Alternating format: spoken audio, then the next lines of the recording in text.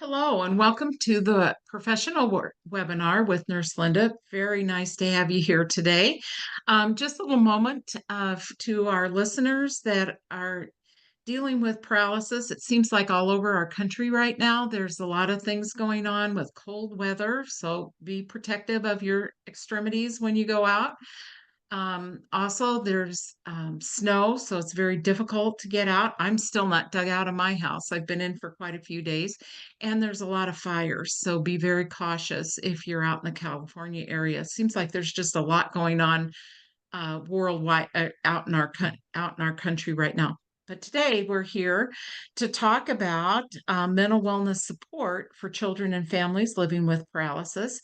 And we have a guest today who's a licensed clinical psychologist specializing in pediatrics and rehabilitation, also an adjunct professor of psychiatry and behavioral science at Northwestern University Feinberg School of Medicine.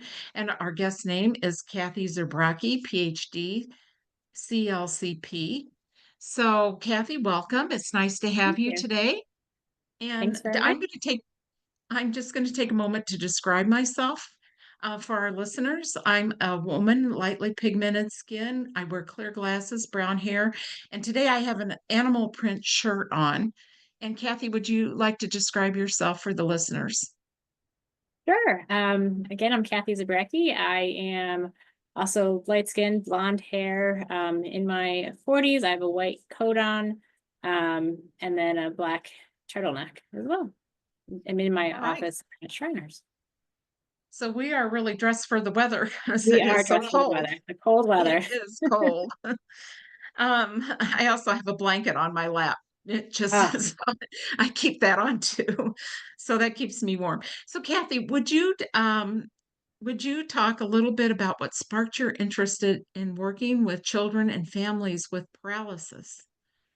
sure. So, I am a clinical pediatric psychologist, and so I just wanted to explain that because that's a little bit different than a traditional clinical psychologist. So I specialize in clinical psychology, but then a specialty with children with medical um, and chronic physical conditions.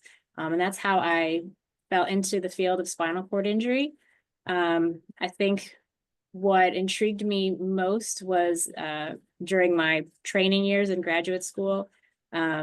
I just fell in love with the population and the resiliency and working with the families. And I was blessed to have this position open up after I finished graduate school. And I've been here at Shriners for over 15 years now. Oh, that's great. So I'm happy you decided to take this path because you've done such wonderful things. So let's just open the webinar by talking a little bit about what can individuals do to support the needs of children in coping with resiliency, both in chronic illnesses and traumatic illnesses. I think the most important thing to remember is that children are children and they want to be children. And it's really important to help them get back into that role, to be able to play with their friends, to be able to engage in school, and to help them find their path in their career, whatever they may want to be as an adult.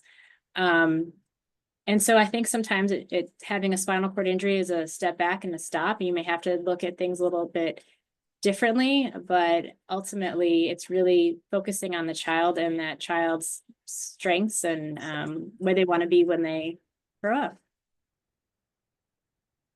So, for a child who's newly injured, or perhaps they have some sort of disease or illness, and you have somebody come, they're newly diagnosed, what kinds of advice do you give the parent, and what kind of things do you do in working with the children? I think the most important thing I like to tell families is there's no correct way of coping or for dealing with a diagnosis and injury. A child may respond differently than the parent. The mom and dad may be differently affected, and that's okay. And I think we each need to take a pause and cope the best way that we know how to, and let people have their space. I think a lot of it, there's different stages. There's shock, there's fear, there's just a lot of unknowns, and there's no right way or fastest way to cope with an injury or a diagnosis. Each person has to find their own path. And as a provider, as a psychologist, we help them along that path, and also to help them interact as a family, because the family structure is going to be a little bit different. And how do you cope with that? How do you move forward with whatever was at hand? So what kind of strategies would you provide to somebody who is in that shock phase?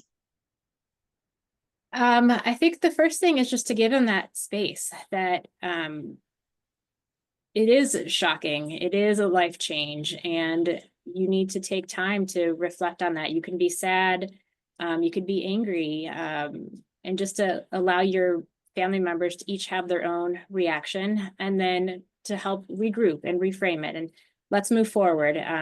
Yes, this happened, but let's see what we could do to help your family, your individual person cope and move forward with whatever is given at hand. You're still the same person with or without a spinal cord injury, without that diagnosis. So your likes are going to be the same. And it's really focusing on the positive and the moving forward, and not reflecting. It's okay to reflect on the past and potentially some losses, but how do you move forward? What are your strengths? What do you like to do? And let's get you back to doing that. And what about adults who are responding to some of the therapeutic interventions, the physical therapy, the occupational therapy, medical treatments that just seem to be ongoing, ongoing, ongoing, and maybe progress is not coming as much as they would like for the progress to come? So, what kind of strategies do you use to help people learn to live in that moment? For parents of children with spinal cord injuries, Well, for both parents or family members or children themselves. that is the hardest. Um, that's a hard one to answer, because everybody does have their own path. And a lot of times we see children who may be more accepting of their spinal cord injury and their paralysis faster than perhaps a parent who might be struggling a little bit more. But a lot of times what we see are kids want to just be going back to being a child, versus the parent, they have a life change, right? They might have to change things at work. Their daily structure is going to be different. And also their hopes and their goals for their child may have changed because of the spinal cord injury. And so it's a different sort of grieving process, and it impacts potentially also their marriage, their family. So each person has to take their own path, and there's no, I wish we could say there's a fast way to coping and a fast way to acceptance, but each person takes their own path. And we just are there with them to help them guide along the way.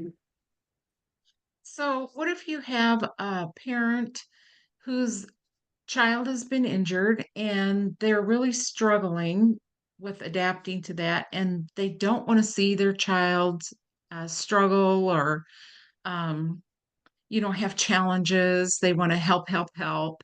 And sometimes they kind of are getting into some of the therapy of, oh, well, we don't need to do that today because that's bothering them, to say do range of motion of the legs. That seems to bother my child. They're uncomfortable with that.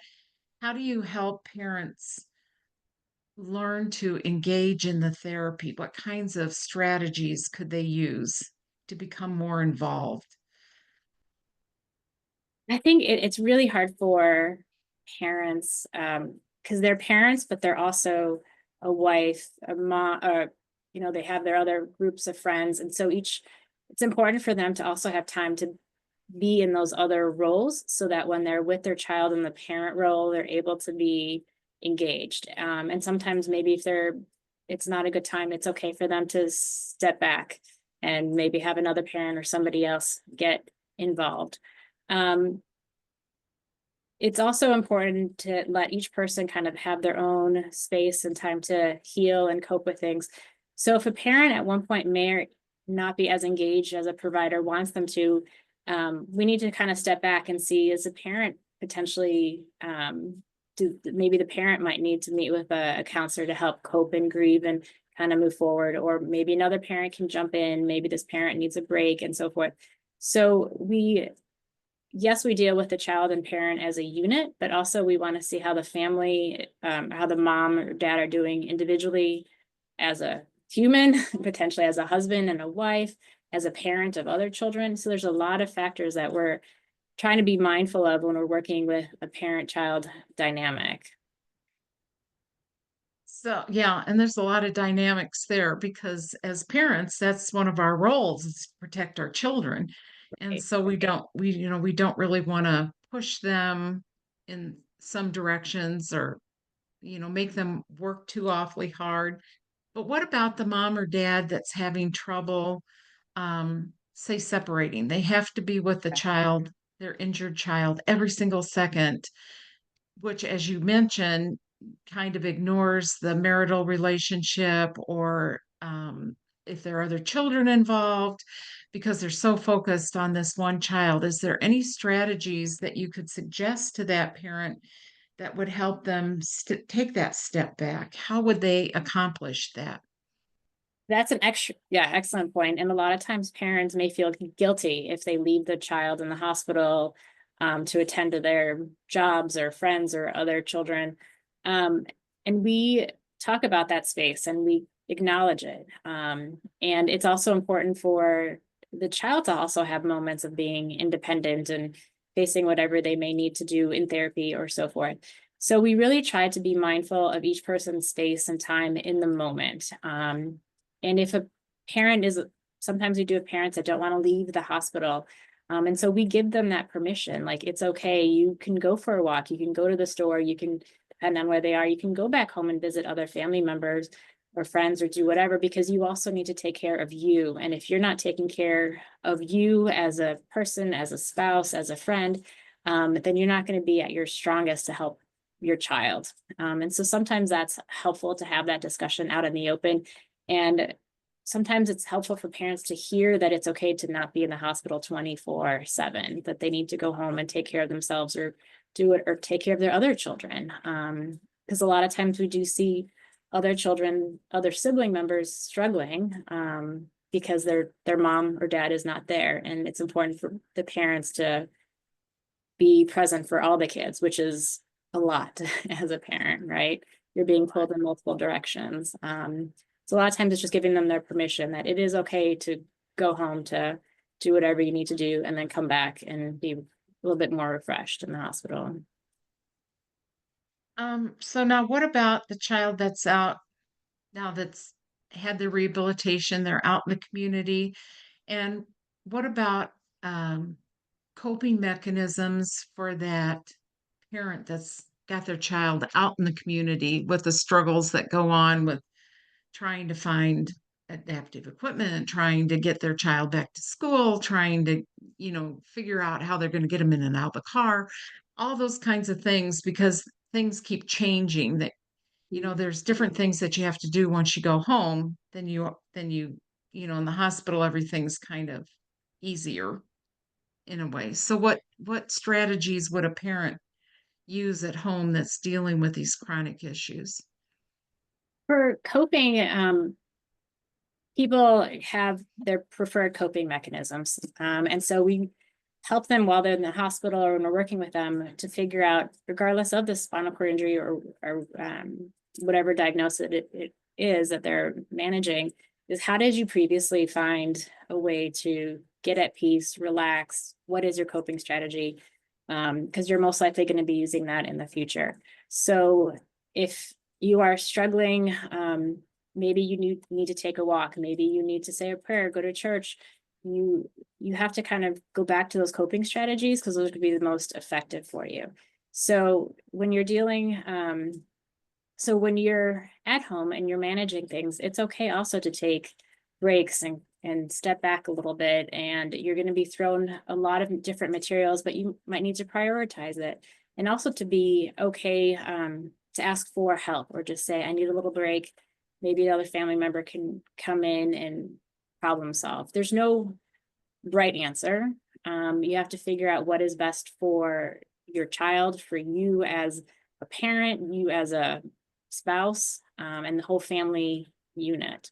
And it takes time to kind of have a new family dynamic and structure, and to feel how to address problems, but you kind of go back to see what worked before and your coping strategies and what made you feel better, and kind of use those again. I like that. Think about what you did before and utilize those same skills because sometimes you're just so overwhelmed. Yeah. Everything just washes out of you and you like, oh, yeah, I used to have everybody has some kind of struggle and they've dealt with those struggles. So that's a great idea. So And give kind of yourself permission to do that, right? Because a lot of times I think when we're working with parents is that they're so focused on their child and the child with a spinal cord injury and the other children in the family that they forget about themselves. But if you forget about yourselves, you're not going to be in the right space to help your other family members. Like the example, if you're on a plane, you're supposed to put your air mask on yourself first and then help your child, right? The same thing here, if you're not um, in the right mindset or healthy yourself, then you're not going to be able to be as best as you can for your family and your child. that is such I love that air mask analogy. That is very, very good. So what about the child? What kind of strategies do you provide for your child for a child as a psychologist? What kind of things do you do with different age children? Is there a progression that you kind of use, or what kind of strategies can you do with like little bitty children and then older children and teenagers? Because there's such a wide range of Mhm. brain functioning and different ways of thinking, and those that's covers the whole gamut. Yeah. Um, well, we want to get to know the child. What were they like before the injury? Because that's not going to change. If they were more anxious prior to it, they're probably going to be more anxious following the spinal cord injury. But what did they like? So we really, regardless of a spinal cord injury, we want to know who this child is as a human and trying to get back to whatever they enjoyed. Right. So if you're working with younger children, we do play a lot. Toys, coloring, things like that, just to engage the child. And then when they're an adult, or sorry, during their adolescent years, talk more about identity development and what they want to be when they grow up.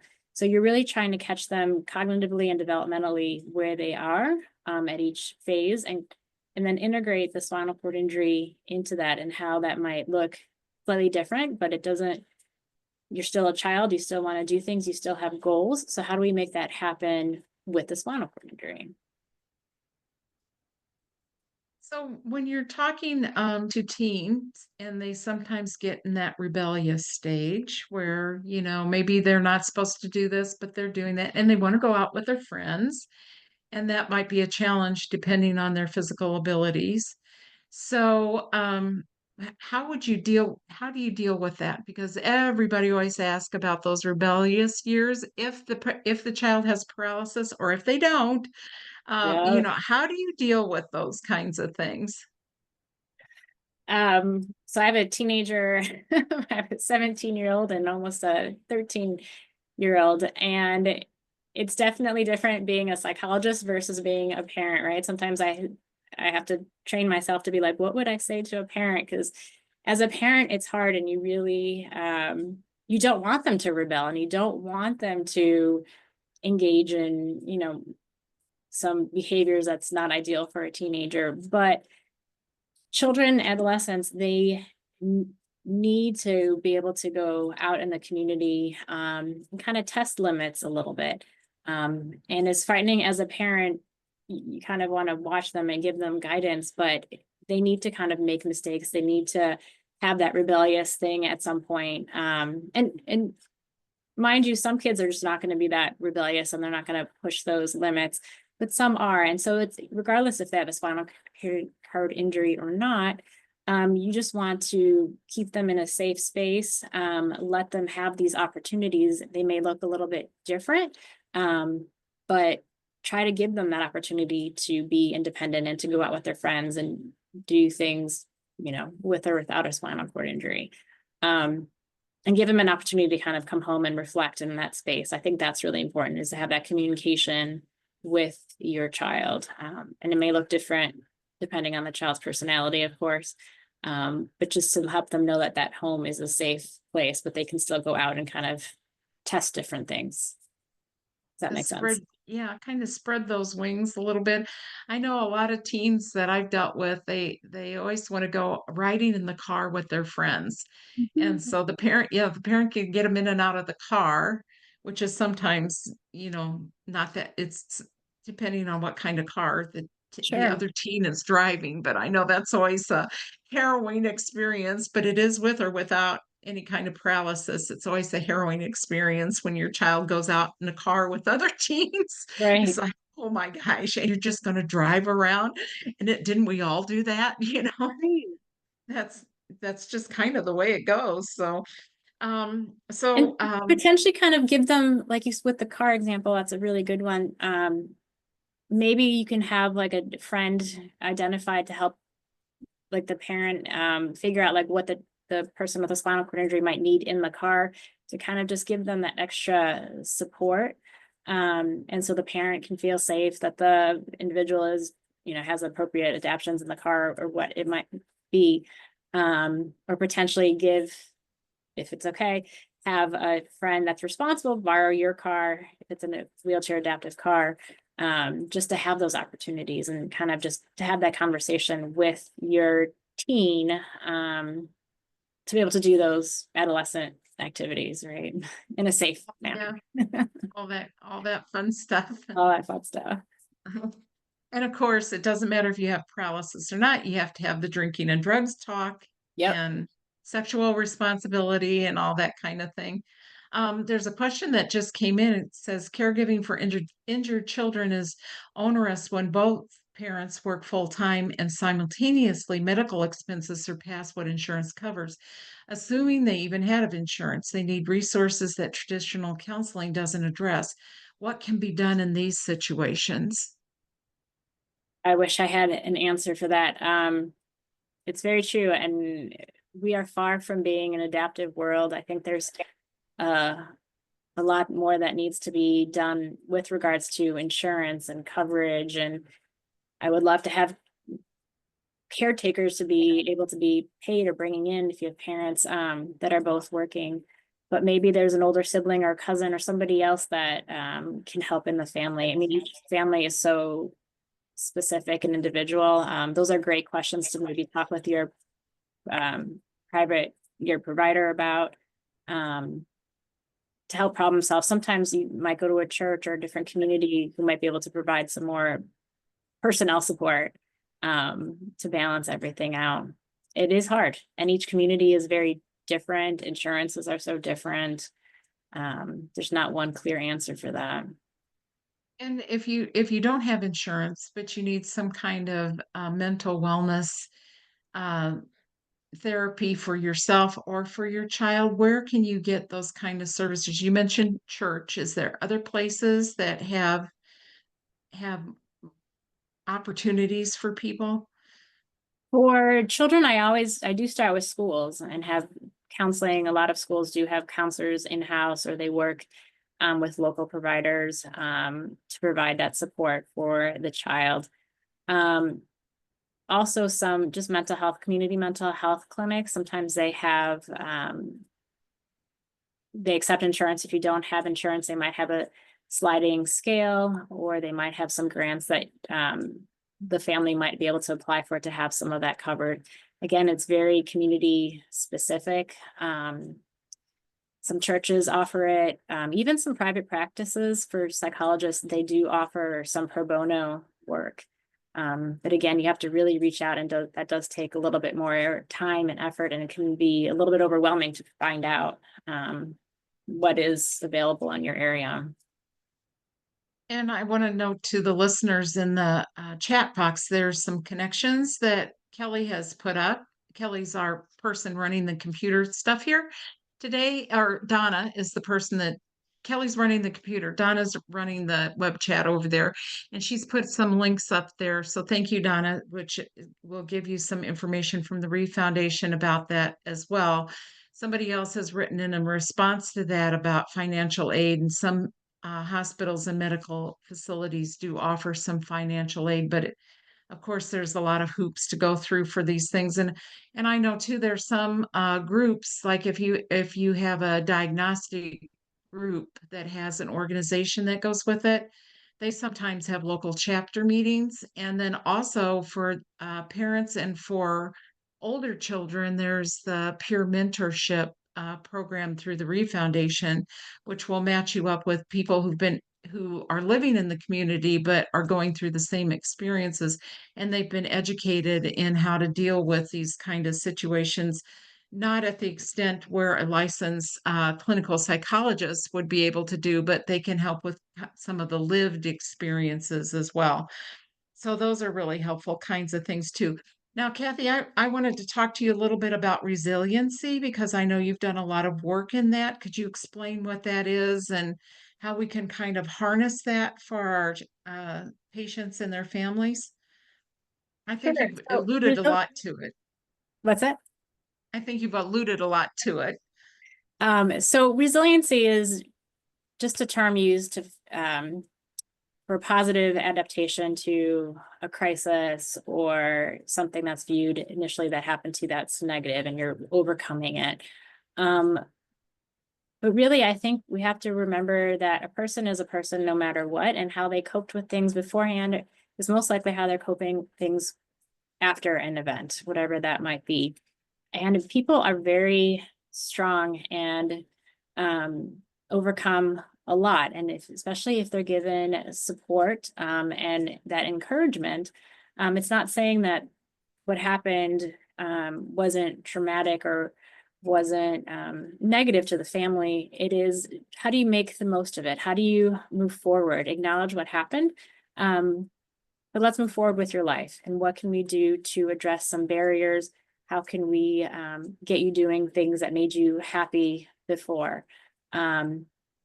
And sometimes it seems like I'm painting things, unrealistically, but it's not. You're still acknowledging things that are challenging, but you're focusing on how to overcome those challenges, move forward. Sometimes that looks a little differently, but doing things that make you feel good, that are healthy for you, and working together as a family unit to help you move forward. So that's some terrific ideas there as well. I'm thinking about, I've read a lot about chronic sorrow, which developed out of the pediatric population where people, just get adapted to the way things are, and then life takes its twists and turns and something else comes up. And Mhm. all of a sudden you're kind of snapped back into those kind of doldrums again. So it's not like it's always ongoing, but you have these ups and downs, and resiliency certainly plays into finding how to get back up again when you've had chronic issues that keep kind of knocking at your door. So that can be quite a challenge. Um, I'm thinking about a patient that I had years and years and years ago, and was quite a sick little child. And the parents were very afraid to handle the child because they were afraid they would hurt or damage it. Do you have any strategies for people who are kind of taking a step back because they're fearful, not Yeah. because they don't love their child, but they're just fearful? Oh my gosh, they have a tube here. Will I pull on that? Or, what if I'm not holding them correctly and I hurt their spine or something? Do you have any questions for overcoming that physical fear of dealing with somebody? Sure, that's an excellent point. And things like the physical component, I recommend talking to the primary care provider, the spinal cord injury provider about that, because you're right, like how do you hold a child? And those fears might be addressed when you have that conversation with the child's provider, right? But one of the big ones that we see with children are chores. And so as a child psychologist, we always talk about how it's really important to have chores. You're teaching early job skills, responsibilities, and so forth. But then what we see after spinal cord injury, that child may no longer have the chores. And so we like to have that conversation as to why. And sometimes parents are like, well, that child already has to deal with so much. why do you want to give them something else? Or maybe they can't do their previous chore.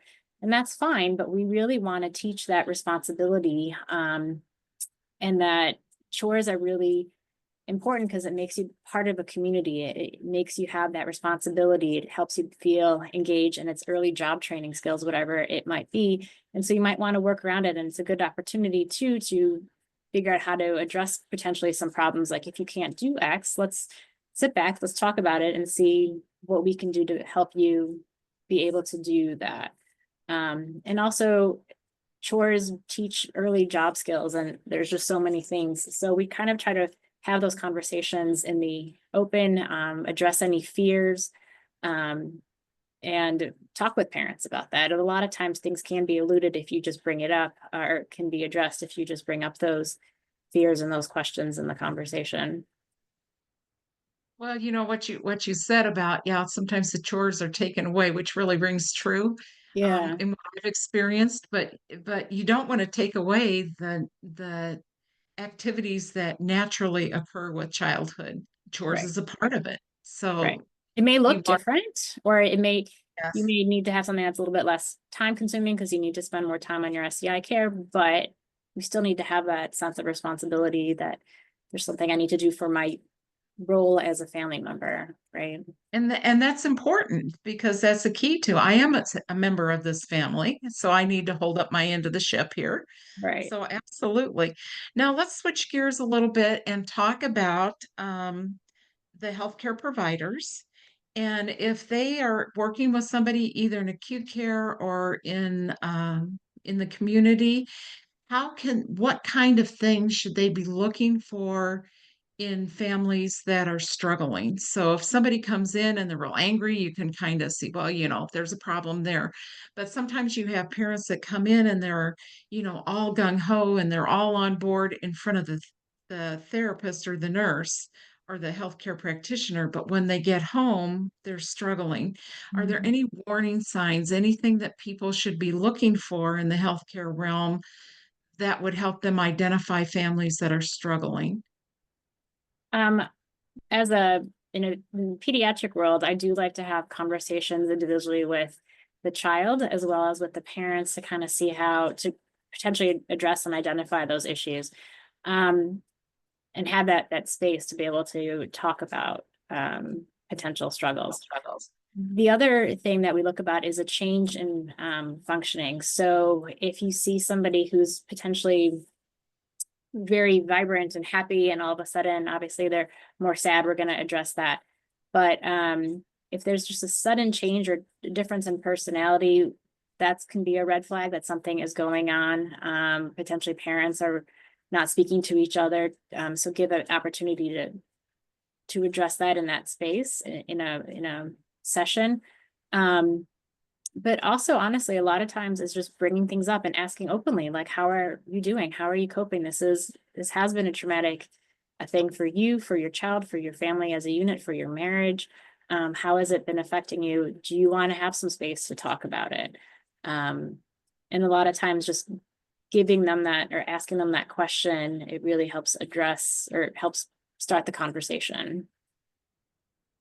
So that would be a good tip to do because, people come in and they put on a good front when they're going, in front of the professional people. They like to, put on a little bit, like we're all getting along.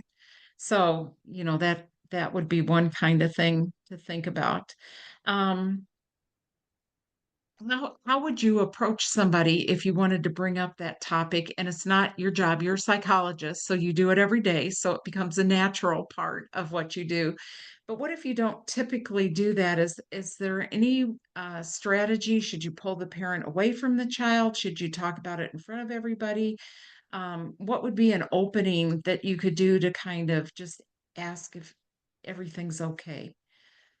In this doesn't totally address your question, but if there is a medical provider and they don't have a counselor or a psychologist or social worker within their practice, I think it's helpful to have just a set list of providers in the area or references to like your foundation and so forth, so that you may not need to call upon them and say, I think you're struggling, but you can say, hey, I'm giving this to every family member. I'm giving this to every patient and family. Here's a list of things that you may or may not find helpful, but I just want to give it to you so it's out there. So it's not necessarily calling out that person that I think you're struggling, but maybe in that moment when that person goes back home, they're like, oh, wow, what is the Christopher and Dana Reeve Foundation? What do they have? And they can kind of go on it in their own time. And then that opens the door. So next time that family can come in, they'll be like, okay, yeah, that was helpful. And maybe gives them a kind of an opening to discuss this later on.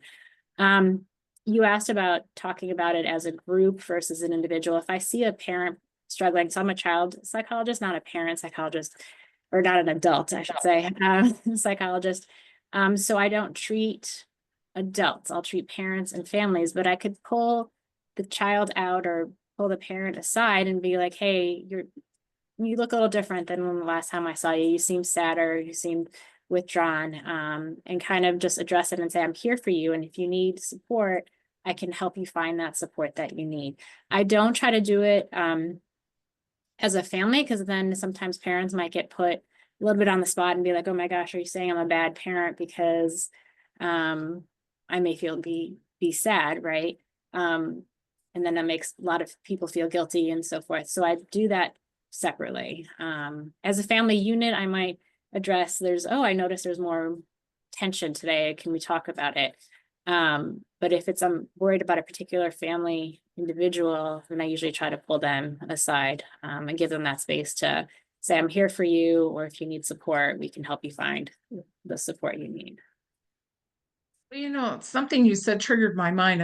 I was thinking of sometimes um, the primary caregivers get all involved with the child. They know their care inside and out. And then grandma, grandpa comes and they're not sure what to do or what to say, and they're kind of sitting back, not getting involved with the child. And is there any help that you can provide, any strategies that would help parents get the extended family involved in including that child? Sometimes they're like a glass and we don't want to upset them. We don't want to do anything that's going to harm them. Is that how can you get extended family involved in integration with that child?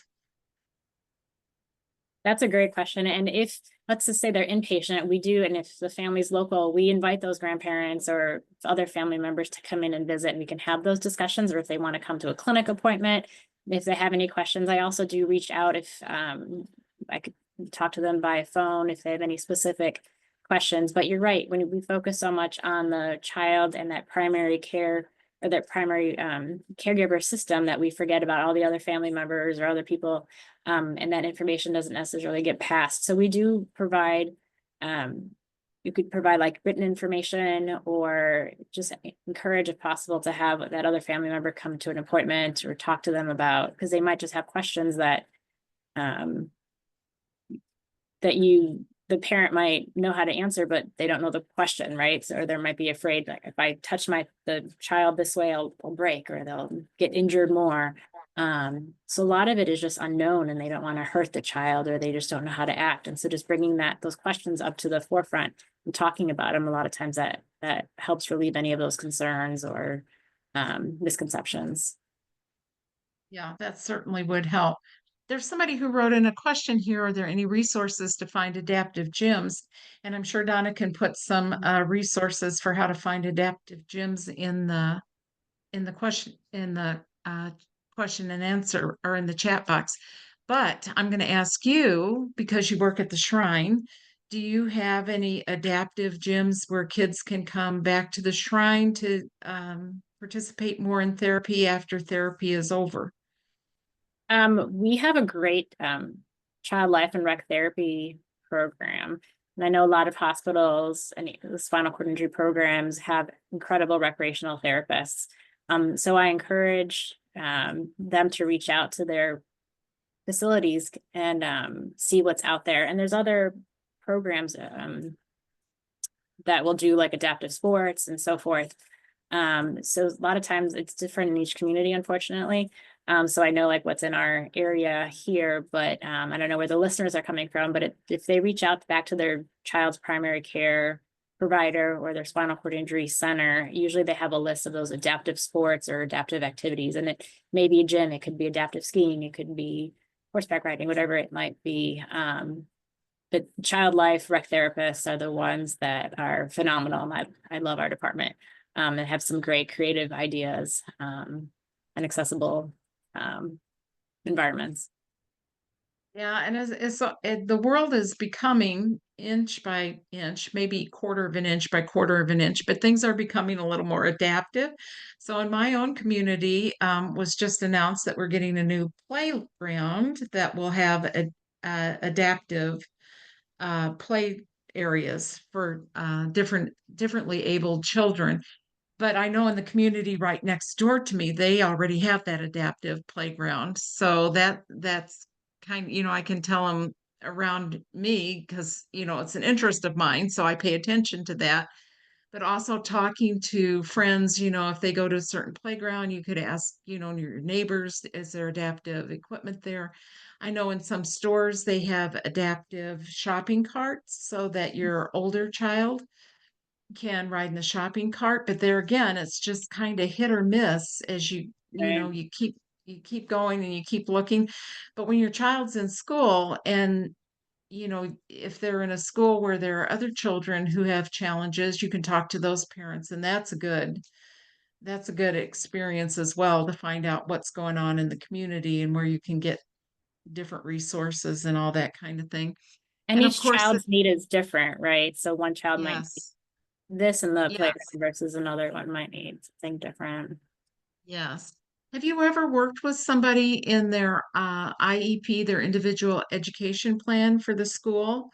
And can you talk a little bit about that? Because I know that's a huge challenge for parents that whole process is, and it's a little bit different for every school. So, Yeah. but can you talk about that whole process and how that works? Yeah, so we do work with children and their families to, if they don't have an IEP and prior to the injury, work on establishing a 504 plan or an IEP depending on the child's needs, talking to the school. Again, our child life rec therapy department also will help talk with the school to figure out if there are ways to help make it more adaptive. Engaging a lot of time, gym classes might be a challenge, or just kind of maneuvering around the school. So we talk with the families, and if we get permission, we talk directly to the schools. Each, like as you mentioned, it's not even each school district. Each school can be different depending on where they're located, the building structure, and so forth. And I would love to say all schools are equally adapted, but they're not.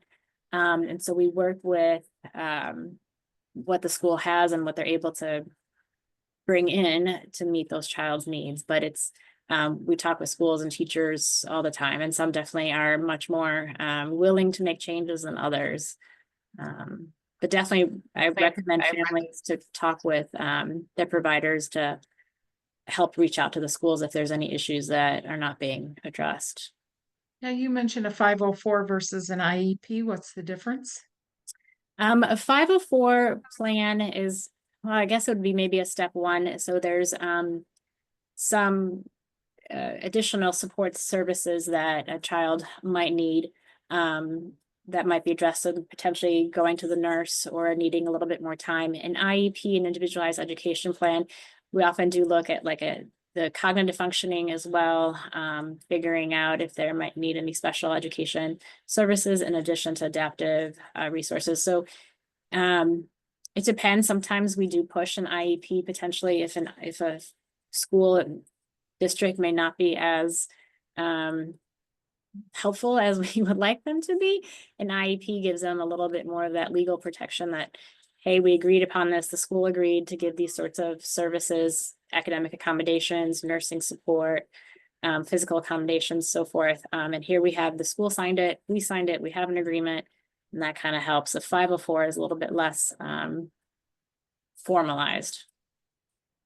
And there is absolutely nothing wrong with requesting an IEP or a 504. That's your right as a parent Right, 100%. Yeah. to get those resources your child needs in the school. Now here's a great big huge question. So, it encompasses everything. What do you see in the future for this pediatric population? How do you see things will progress in the future for this group? Well, I am an optimist. I think we still have a long way to go. I wish we had more communities that are more accessible and so forth. But I feel like if we keep these discussions happening, we're moving in the right direction. Some communities might be more, on track faster than others. But I think it's really important to have your voice heard, to talk to the schools, to talk to the communities and kind of express your needs and express why you might need X, Y, and Z. And I think having those conversations are really, really important because sometimes we see that schools really just don't know what to do. And they want to help a family and a child, they just don't know how. And so if you just have those conversations with them, you can work as a team to address those needs. So the future has some rosiness attached to it.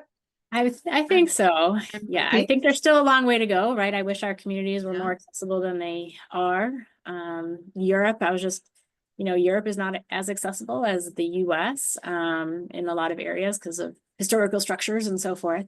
But if we keep the conversation going, if we keep focusing on addressing needs, and kids should be able to participate in whatever they want to participate, right? So how do we make that happen and not to give up that hope or don't accept no, right? Sometimes if they're like, oh, you can't go into the playground. Well, why not? Let's figure out how we can make it happen or whatever it might be. That's a bad example, but kind of how to get your child's needs met and figuring out a plan with the community to get there. Oh, a lot of advocacy work, and the Reeve Foundation has an advocacy group if you would like to get involved in that. So there's some questions that people have written in here. Um, oh, here we go. This person would like ideas for ongoing emotional support resources and ideas for injured youth at 15, now 23, moving into the next phase of adult life. So that transitional phase from the pediatric population to the adult population. That is great. And that is a tricky one. A lot of times insurances don't want to cover that age gap. We do have some programs that have like transition. So between that pediatric to adult care, that they actually have transition programs where they focus on these young adults. I think, Christopher Reeve Foundation, things like these sorts of communities to help you introduce that individual with other people the same age that they are peer mentors, I think are really important. There's not like one website or one practitioner that I can like give that would provide that answer, right? But it's really trying to figure out in your community online. I think online there's so much great support that you can help individuals with to meet others that you can discuss and figure out how they manage certain things in this young adult, emerging adulthood range. There's a lot of good literature too on that emerging, it's what's called emerging adulthood, that 18 to like 25-year-old range. The Reeve Foundation does have an educational booklet Mhm. on transitioning and also from childhood to adulthood, and also about getting prepared to go to college, because that is a huge. Do you want to talk just a minute about making that transition from home life to, launching into college? That's a huge step. Yeah, well, we always like to say that transition begins the moment you walk in the door. So the child can be 2 years old or the child can be 15 or 18 years old. You're really trying to help them establish their skills that they need at that developmental and age and help them prepare for that next stage in life. College is a huge one. So, but you don't start that when the child is a senior, right? You want to start that earlier and with or without a spinal cord injury, right? How do you live independently? How do you respond to certain things? How do you take care of yourself?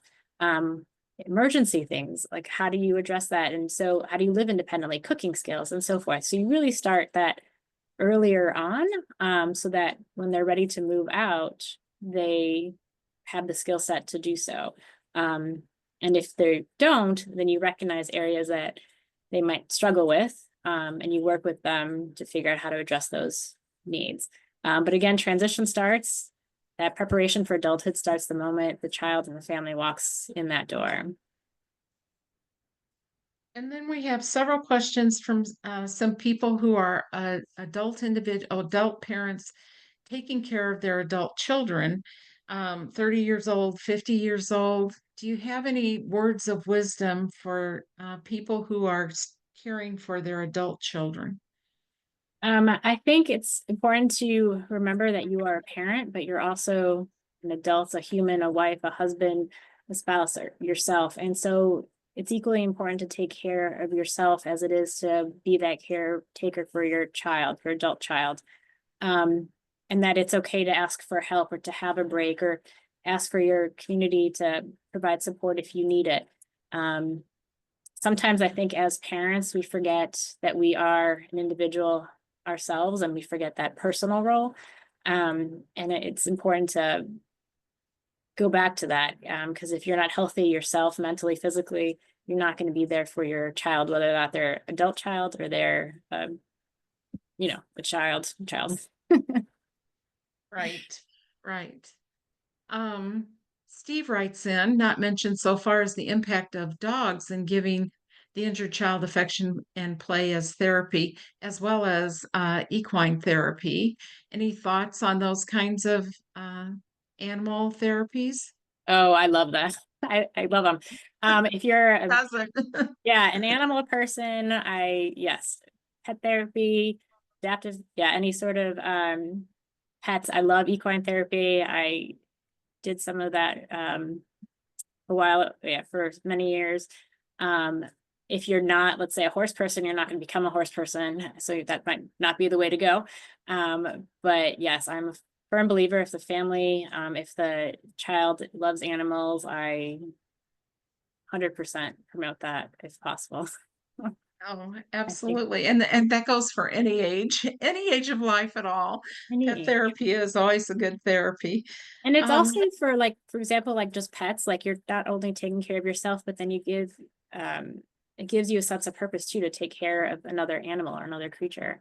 And that helps build your own self-esteem and own self-worth. So, um, it's just unfortunately sometimes equine therapy is not as common. So it takes a little bit to kind of search in your community for it. And sometimes it could be expensive as well. But that yes, I'm is a true. proponent for any of those, as long as the family likes that. Right, right. Right. And also the responsibility, if you have a dog or if you have another pet, the responsibility of care for that pet. You were talking about those responsibility chores. Yeah. So that really just plays right into it. So thanks, Steve, for that question. What are three take-home points that you would like to mention for family members in care of a child with a disability? I think um most important thing or the first thing would be this is your child with or without a spinal cord injury is still your child, and what they liked before, they're gonna like their personality isn't gonna be different, right? You want to promote whatever they enjoyed before and after. And they're human first, right? Their spinal cord injury isn't first, it's their humanity that is first, and to promote that. And again, too, for you, you're a person, you're a spouse, you're a mom. There's different roles that people play, and just to go and spinal cord injury is just one part of many, many roles that people play, that people have, right? And so just to remember who you are as a person, and kind of move forward from that. And I'm going to ask you the same question, some points, take home points for the healthcare professional. Um, What kinds of things should they be doing? for I think as a healthcare professional, we do focus a lot, obviously, on the medical needs, but I think it's also important to step back and obviously I'm biased since I'm a psychologist, but to focus on the overall well-being, the mental health, the family unit. How are they doing? Are they struggling? Maybe the husband and wife might be coping differently and they might need couples therapy or family therapy. And don't forget about the siblings. So a lot of times we do see distress in the siblings because there's so much focus on the injured child that the siblings get passed aside, or not passed aside, but they potentially sometimes could have to go to different family members while their child is the spinal cord is going to therapy or so forth. But really is to focus on the whole family unit, and just encouraging mental health, well-being for each family unit, each family person, each family member, and having that conversation in clinic visits and just kind of those check-ins, I think is really important. Well, those are some good tips, and we'll take advantage of those and your wealth of knowledge. I'd like to thank you, Kathy, so much for coming on the show program today. It's very nice seeing you, and I'm sure that we'll be seeing each other in the future. Who knows where, but we'll be at some conference. Oh, yeah, there you are.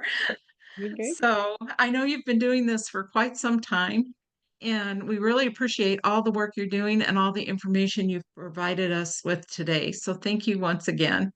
Thank you so much.